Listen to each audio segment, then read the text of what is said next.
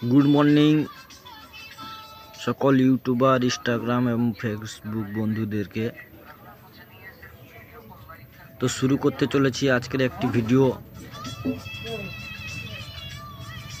যারা পাকিস্তানে বসে ডায়লগ দিচ্ছ ইন্ডিয়াকে উড়িয়ে দেব, ইন্ডিয়াকে উড়ানো এত সহজ নয় বন্ধু।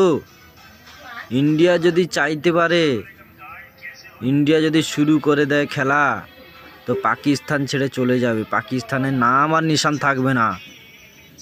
पाकिस्तान मने रखो, हिंदुस्तान जिंदा है, जिंदा रहेगा। हिंदुस्तान जिंदाबाद हमेशा। कभी इंडिया की तरफ आँख उठा के देखेगा ना, आँख पूरा फोड़ देंगे, तोड़ डालेंगे। साले चुन चुन के ढूंढ ढूंढ के मारेंगे बहनचोद। कभी इंडिया का तरफ आँख उठा के मत देखो। जिस दिन तक मोदी जी रहेगा उस दिन तक इंडिया की तरफ आँख उठा के मत देखो, ठीक है? समझ गया? ओके। सर झुक के रहो पाकिस्तान।